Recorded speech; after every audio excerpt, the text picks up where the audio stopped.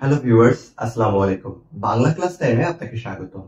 আমরা আজকে আলোচনা করব বাংলা ব্যাকরণের খুবই গুরুত্বপূর্ণ একটা বিষয়, ধ্বনি পরিবর্তন নিয়ে। BCS, bank job, varsity admission সহ বিভিন্ন প্রতিযোগিতামূলক পরীক্ষায় ধ্বনি পরিবর্তনের এই বিষয় থেকে সবসময় প্রশ্ন আসে এবং সাধারণ শিক্ষার্থীদের ভিতর ধ্বনি পরিবর্তন সম্পর্কিত বিষয়ে একটা ভীতি কাজ করে এবং এই জাতীয় প্রশ্নের উত্তর প্রায় ভুল করে থাকেন। তো আমাদের আজকের এই ক্লাসটি আপনাদেরকে ধ্বনি পরিবর্তন সম্পর্কিত বিষয়ের ভীতি দূর করতে এবং এই বিষয়ের যে কোনো প্রশ্নের উত্তর দিতে সর্বোচ্চ সহযোগিতা করবে ইনশাআল্লাহ। ধ্বনি পরিবর্তনের এই পুরো টপিকটাকে আমরা কয়েকটি ভিডিওর মাধ্যমে পর্যায়ক্রমে আপলোড করব এবং প্রত্যেকটা ভিডিও যদি আপনি প্রথম থেকে শেষ পর্যন্ত মনোযোগ দিয়ে দেখেন তাহলে এই ধ্বনি পরিবর্তন সম্পর্কিত বিষয়ে আপনার আশা করি আর কোনো সমস্যা থাকবে না। তো ভিউয়ার্স, আমরা মূল আলোচনায় চলে আসি। ধ্বনি পরিবর্তনটা আসলে কি? আমরা আমাদের পূর্ববর্তী ক্লাসে ধ্বনি এবং বর্ণের ভিতরে একটা পার্থক্য বলেছিলাম।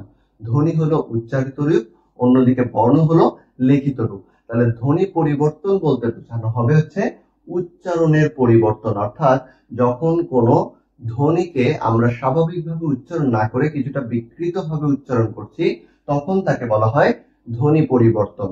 এবং ধ্বনি পরিবর্তনে এই কথাটাই সবচেয়ে আগে মনে রাখতে হবে যে এটা আসলে উচ্চারণের পরিবর্তন, অর্থের কোন রূপ পরিবর্তন না। তাহলে ধ্বনি পরিবর্তনটা কি? ধ্বনি পরিবর্তন হলো উচ্চারণের পরিবর্তন, অর্থের পরিবর্তন না। যেমন আমরা যদি কিছু এক্সাম্পল দেখি, ধরেন আপনি বললেন যে রিক্সা, আপনি বলছেন রিক্সা, ঠিক কেউ একজন বলছে এটাকে রিস্কা। তাহলে এই যে দুইজনে দুইটা শব্দ উচ্চারণ করলেন, একটা হলো রিক্সা এবং অন্যটা রিস্কা, দুইটার ভিতর আসলে কি কোনো পার্থক্য আছে অর্থের দিকে? না, রিক্সা বলতে যাকে বোঝানো হচ্ছে, রিস্কা বলতেও সেই একই যানবাহনটাকে বোঝানো হচ্ছে, কিন্তু এখানে পার্থক্যটা কিসের? পার্থক্যটা হলো উচ্চারণের। তাহলে উচ্চারণের পার্থক্য বলে এটাকে বলা হচ্ছে ধ্বনি পরিবর্তন। আবার ধরেন আপনি বললেন গ্রাম, কিন্তু কেউ একজন এটাকে উচ্চারণ করছে গেরাম।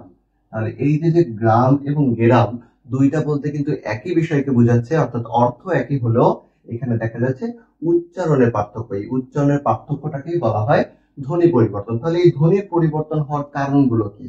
ধ্বনি পরিবর্তন হওয়ার কিছু কারণ রয়েছে। প্রথমত হচ্ছে আমরা দেখা যায় যে অনেক সময় দ্রুত উচ্চারণ করতে চাই এবং এই দ্রুত উচ্চারণ করতে যে আমরা ধ্বনির বা উচ্চারণের কিছুটা পরিবর্তন করে ফেলি। আবার আমরা বলতে পারি যে এই যে উচ্চারণটা আছে এই উচ্চারণটা অনেক সময় সহজ করতে চাই, উচ্চারণ সহজ করার জন্য আমরা ধ্বনি পরিবর্তন করে থাকি। এবং এছাড়া আরো একটা বিষয় আছে, আঞ্চলিকতা। এটাও ধ্বনি পরিবর্তনের অন্যতম একটা কারণ। তাহলে ধ্বনি পরিবর্তনের মূল কারণগুলো আমরা এখানে লিখেছি। একটা হচ্ছে দ্রুত উচ্চারণের ক্ষেত্রে ধ্বনি পরিবর্তন হতে পারে, কখনো কখনো উচ্চারণকে সহজ করার জন্য হতে পারে। যেমন ধরেন আপনি, কেউ কেউ বলছে শরীর, আবার কেউ বলছে শরীর, দুইটা দ্বারা কিন্তু একই জিনিসকে বোঝানো হচ্ছে। একটা হচ্ছে শরীর, আবার আরেকটা হচ্ছে বলা হচ্ছে শরীর। তাহলে এই যে দুইটা, এটার ভিতরে পার্থক্যটা কি? পার্থক্য হলো এইটার চেয়ে এটা উচ্চারণ করা সহজ, অর্থাৎ উচ্চারণ সহজীকরণের জন্য আমরা ধ্বনির পরিবর্তন করে থাকি। আরেকটা হচ্ছে আঞ্চলিকতা, অর্থাৎ আমরা দেখি যে এক অঞ্চল থেকে অন্য অঞ্চলে মানুষ একটা শব্দকে ভিন্নভাবে উচ্চারণ করে থাকে, তখন এইটাকে বলা হয় আঞ্চলিকতার প্রভাবের ফলেও দেখা যায় ধ্বনির পরিবর্তন হয়ে থাকে। তাহলে ধ্বনির পরিবর্তন সাধারণত দ্রুত উচ্চারণ, উচ্চারণ সহজীকরণ বা আঞ্চলিকতা, এই সকল কারণে ধ্বনির পরিবর্তন হয় এবং ধ্বনির পরিবর্তনের মাধ্যমে কোনোভাবেই অর্থের পরিবর্তন হবে না।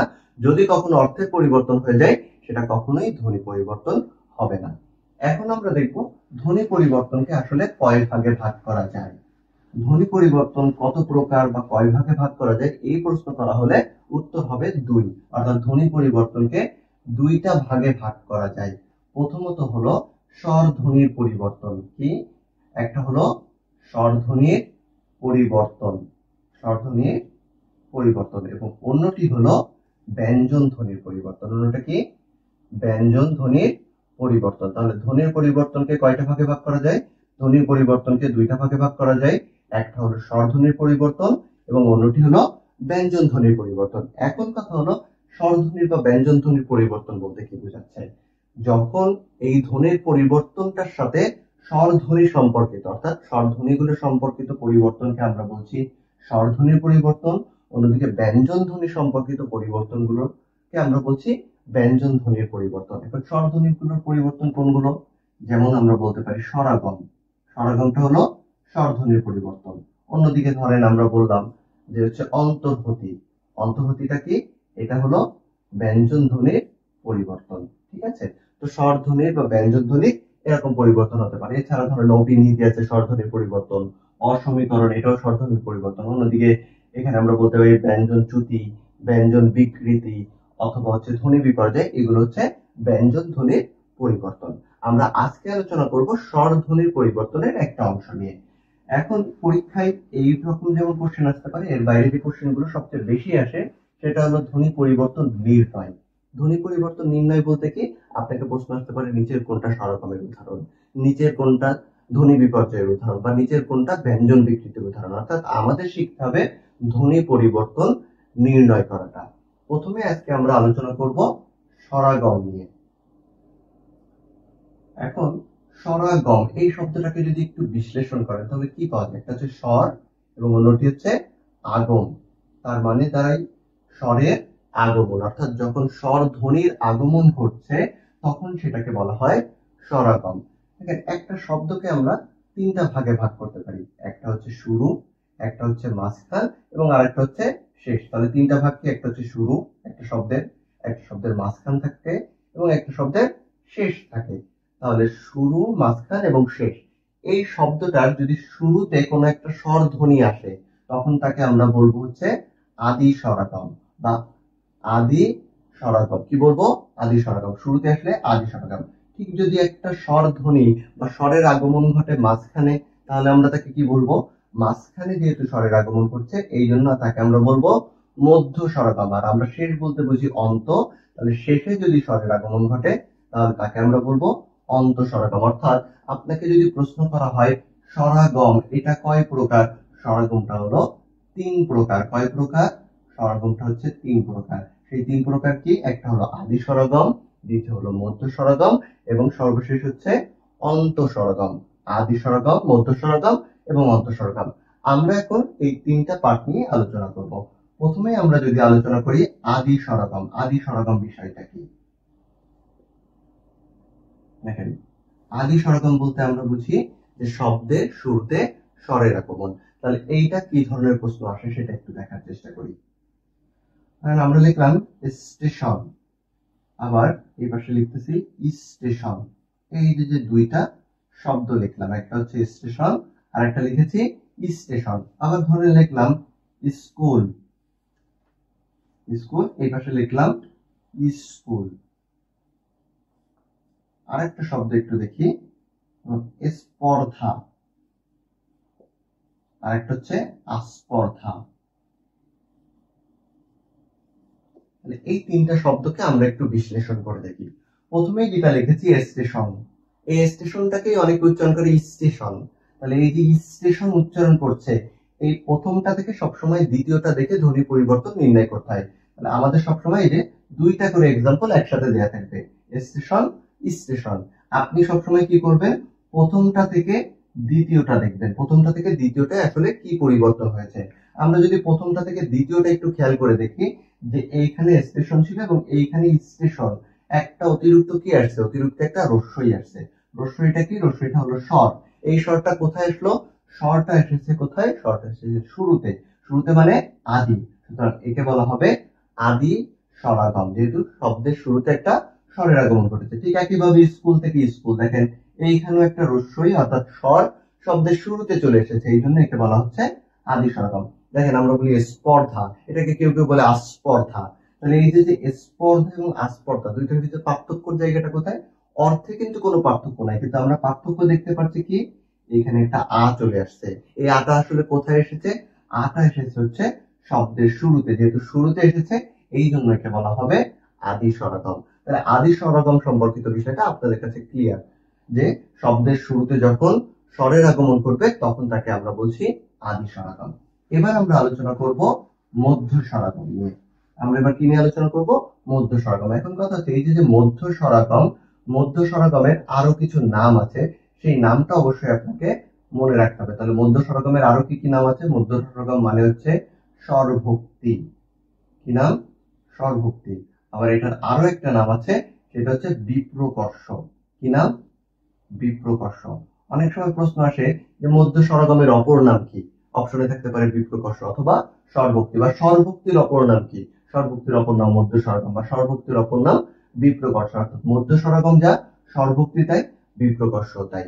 মধ্য স্বরগমের অপর নাম স্বরভক্তি বা বিপ্রকর্ষ। তাহলে মধ্য স্বরগম বলতে আমরা কি বুঝি? শব্দের মাঝখানে স্বরের আগমন ঘটে। আমরা কিছু এক্সাম্পল একটু দেখি। যেমন ধরেন আপনি বললেন চার, আপনি বললেন কাত, আপনি বললেন চাল। এই যে তিনটা এক্সাম্পল, 4 থেকে 4, আপনাকে এই উদাহরণটা যখন দিয়ে দেওয়া হবে 4 থেকে 4, আমরা প্রথমটা থেকে দ্বিতীয়টা দেখলে কি পাচ্ছি? এইখান থেকে এই শব্দের দুইটার পার্থক্যর জায়গাটা কোথায়? পার্থক্য হলো একটা অতিরিক্ত রস্যই এসেছে। রস্যইটা তাহলে কোথায় আসলো? রস্যইটা আসলো হচ্ছে এই শব্দটার মাঝখানে। যেহেতু মাঝখানে স্বরের আগমন ঘটেছে, সুতরাং একে আমরা কি বলছি? মধ্য স্বরগম। ঠিক একইভাবে দেখেন কাত, কাত না বলে বললো যে কাক। এখন এই যে কাত থেকে কাক, দুইটার পার্থক্যের জায়গাটা কোথায়? এইখানেও ঠিক মাঝখানে একটা রস্যই চলে আসছে। রস্যইটাকে একটা স্বর, স্বরটা কোথায় আসলো? মিডিলে বা মাঝখানে এসেছে, এই জন্য একে বলা হবে মধ্য স্বরগম বা স্বরভক্তি বা বিপ্রকর্ষ। আবার ধরেন চালকে বলা হয় চাউল। তাহলে এই যে চাল আর চাউলের পার্থক্য কি? এখানে একটা রস্যই চলে আসছে। রস্যইটা কোথায় আসলো? রস্যটা এসেছে মাঝখানে। যেহেতু মাঝখানে স্বরের আগমন ঘটেছে, এই জন্য তাকে বলা হচ্ছে মধ্য স্বরগম বা স্বরভক্তি বা বিপ্রকর্ষ। এই যে তিনটা উদাহরণ আমরা দিয়েছি, তিনটা উদাহরণই খুবই সহজ উদাহরণ ছিল। এখন আমরা একটু কঠিন একটা এক্সাম্পল দেখবো। আমি বললাম রত্ন এবং এরপরে লিখলাম রতন। এখন এই যে রত্ন এবং এই পাশে লিখেছি রতন, দুইটার ভিতর পার্থক্য জায়গাটা কোথায়? এটাকে যদি পার্থক্য বুঝতে হয় আপনাকে একটু ভেঙে দেখতে হবে। দেখেন রতনটাকে বা রত্নটাকে যদি প্রথমে ভাঙি তাহলে কি পাওয়া যায়? রর সাথে কি কিছু আছে? কোনো স্বর? না, কোনো স্বর নেই। কিন্তু কোনো স্বর না থাকা মানে, কোনো ব্যঞ্জনের সাথে স্বর না থাকা মানে অ থাকা। তাহলে র থেকে অটাকে আমরা বের করে লিখলাম। তাহলে যেহেতু র থেকে অটাকে বের করেছি, এই জন্য রর সাথে আর কোনো স্বর নেই, এটা বোঝাতে এখানে হস চিহ্ন ব্যবহার করা হচ্ছে। এরপরে কি আছে? তর সাথে হস এবং এর সাথে দন্ত ন। কারণ কোনো বর্ণকে যুক্ত করতে গেলে পূর্বের বর্ণের সাথে একটা হস দিয়েই যুক্ত করতে হয়। তাহলে প্রথমটাকে ভাঙলে আমরা পেয়েছি কি? র, অ, ত এবং দন্ত ন। পরেরটাকে একটু ভাঙেন, দেখেন রর সাথে কি আছে? অ আছে। যেহেতু অটাকে বের করে রাখলেন, রর নিচে একটা হস। এরপরে কি আছে? তর সাথে কি কেউ যুক্ত আছে? যুক্ত নাই। তাহলে এই তর সাথে কি আছে? তর সাথে একটা অ আছে। আমরা অটাকে বের করে রাখলাম এবং শেষে দন্ত ন। তাহলে দুইটার ভিতরে একটু খেয়াল করে দেখেন, র বাদ দিলেন, অ বাদ দিলেন, ত দন্ত ন। তাহলে অতিরিক্ত একটা বর্ণ আসছে, অতিরিক্ত একটা ধ্বনি আসছে। কোথায় আসছে? এই ধ্বনিটা আসছে কোথায়? এই ধ্বনিটা আসছে মাঝখানে। যেহেতু শুরুতেও আসে নাই, শেষেও আসে নাই, শুরু এবং শেষ অর্থাৎ প্রথম এবং শেষে যদি না আসে, তাহলে ভিতরে যেখানেই আসুক না কেন তাকে বলা হবে মাঝখান। তাহলে মাঝখানে একটা অতিরিক্ত অ আসছে, অটাকে একটা স্বর, এই স্বরটা যেহেতু মাঝখানে আসছে, এই জন্য একে বলা হবে মধ্য স্বরগম। তাহলে মধ্য স্বরগমের উদাহরণটা একটু মনে রাখতে হবে যে এরকম ধরনের উদাহরণও কিন্তু আসতে পারে। এগুলো একটু কঠিন, যখন আসে আপনাকে এইভাবে ভেঙে দেখতে হবে। আমরা আরো একটা উদাহরণ দিই মধ্য স্বরগমের। বললাম 30, আবার এইটাকে একটু ভেঙে লিখলাম বা এইভাবে লিখলাম যে 30। দুইটার ভিতর পার্থক্যের জায়গাটা কোথায়? 30 আর একটা হচ্ছে 30। এখন এইটাকে একটু ভেঙে লিখি। প্রথমটা এবং দ্বিতীয়টা দেখেই কিন্তু অনেক সময় আইডেন্টিফাই করা যায়। দেখেন এখানে একটা রস্যইকার আছে, কিন্তু এখানে রস্যইকার কয়টা? এইখানে কিন্তু রস্যইকার দুইটা। তাহলে দুইটা রস্যইকার থাকলে অতিরিক্ত একটা রস্যইকার আসছে, তারপর একটা স্বর আসছে, সুতরাং এটা স্বরাগম, এটা বুঝেছি। স্বরটা কোথায় আসছে? দেখেন তর পরে রস্যই, তার মানে তর পরে রস্যই মানে এটা মাঝখানে আসছে। সেটা মাঝখানে কিভাবে সেটা আমরা একটু পরে দেখছি।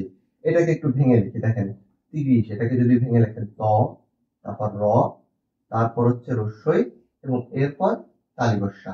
ঠিক আছে? ত, র, রস্যই, তালিবস্যা গেল। কিন্তু এইটাকে ভাঙলে আপনি কি পাবেন? তারপরে একটা রস্যই, তারপর রর পরে একটা রস্যই এবং এরপরে হচ্ছে তালিবস্যা। তাহলে এইগুলোকে আমরা যদি একটু দেখি, ত বাদ গেল, র বাদ গেল, রস্যই, তালিবস্যা। অতিরিক্ত একটা কি আসছে? রস্যই আসছে। রস্যইটা কোথায় আসছে? রস্যইটা হচ্ছে প্রথম বর্ণের পরে। আমরা বলেছি যে প্রথম বর্ণের পরে এবং শেষ বর্ণের আগে সব জায়গায় মাঝখান। তাহলে এটা কোথায় আসছে? এটা আসছে মাঝখানে। সুতরাং এইটাকে বলা হবে হচ্ছে মধ্য স্বরাগম বা স্বরভক্তি বা বিপ্রকর্ষ। এখন কথা হচ্ছে, আপনারা অনেকেই ভাবেন যে এই যে রস্যই কারটা এটা কেন পরে আসলো, রস্যই তো আগে দেয়া আছে। কোনো বর্ণের উপর কার থাকলে কারটা মূলত থাকে ওই বর্ণের ঠিক পরে। অর্থাৎ আপনাকে যদি তয় রস্যইটাকে ভেঙে লিখতে বলা হয়, আপনি কিন্তু রস্যই প্লাস ত লিখতে পারবেন না। আপনাকে কি লিখতে হবে? ত প্লাস রস্যই। এটা হচ্ছে ভুল। ত প্লাস রস্যই লিখতে হবে, কারণ কার কোনো বর্ণের উপর থাকলে কারটা থাকে ওই বর্ণের ঠিক পরে। তাহলে আমরা মধ্য স্বরাগমের বিষয়টা অবশ্যই বুঝতে পেরেছি আশা করি। মধ্য স্বরাগম হচ্ছে শব্দের মাঝখানে যদি স্বরের আগমন ঘটে, মাঝখান বলতে প্রথম এর পরে এবং শেষের আগে যে কোনো বর্ণে যদি স্বরের আগমন ঘটে তাকে আমরা বলবো মধ্য স্বরাগম। এরপরে আমরা চলে আসবো আমাদের শেষ পাঠটা, সেটা হচ্ছে অন্ত স্বরাগম। অন্ত স্বরাগম বিষয়টা কি? অন্ত মানে কি? অন্ত মানে হচ্ছে শেষ। তাহলে শেষে যদি স্বরের আগমন ঘটে তাকে আমরা কি বলবো? শেষে স্বরের আগমন ঘটলে তাকে আমরা বলবো হচ্ছে অন্ত স্বরাগম। ঠিক আছে, তাহলে আমরা এখন দেখবো যে শেষে কিভাবে স্বরের আগমন ঘটে। ধরেন বললাম বেঞ্চ, আবার বললাম বেঞ্চি। তাহলে একটু খেয়াল করে দেখেন, এই যে দুইটার ভিতর পার্থক্যের জায়গাটা কোথায়? এইখানে শেষে রস্যইকার কি ছিল? এই পাশে ছিল না, কিন্তু এইখানে শেষে কিন্তু একটা রস্যইকার আসছে। তাহলে একটা স্বরের আগমন ঘটছে। এই রস্যইকারটা শেষ বর্ণের সাথে আছে, তার মানে কোথায় আছে? আমরা জানি কোন বর্ণের সাথে স্বর যদি কার থাকে, কারটা থাকে ওই বর্ণের পরে। তার মানে এখানে শেষে একটা রস্যই আছে। যেহেতু শেষে একটা রস্যই আসছে, রস্যইটা একটা স্বর, এই জন্য একে বলা হবে হচ্ছে অন্ত স্বরাগম। আবার ধরেন বললাম দিশ, দিশ থেকে দিশা। তাহলে এই দুটাকে যদি একটু খেয়াল করেন, এইখানে দ পরে তালিবর্ষ আছে, তালিবর্ষের পরে কিন্তু হর্ষ চিহ্নটা দেয়া আছে, তার মানে তালিবর্ষের সাথে কিন্তু আর অ নেই। কিন্তু এইখানে তালিবর্ষের পরে কি আছে? তালিবর্ষের পরে কিন্তু একটা আ আছে। এই যে আটা আসলো, আটা কি এই পাশে ছিল?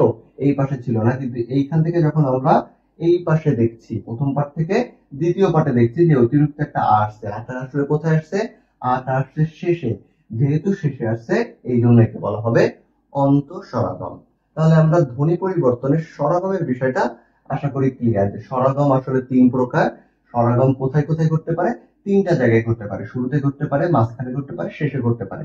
শুরুতে ঘটলে সেটা আদি স্বরাগম, মাঝখানে ঘটলে সেটা মধ্য স্বরাগম, এবং শেষে ঘটলে সেটা হলো অন্ত স্বরাগম। তো ভিউয়ার্স, আমাদের আজকের ক্লাস এই পর্যন্ত।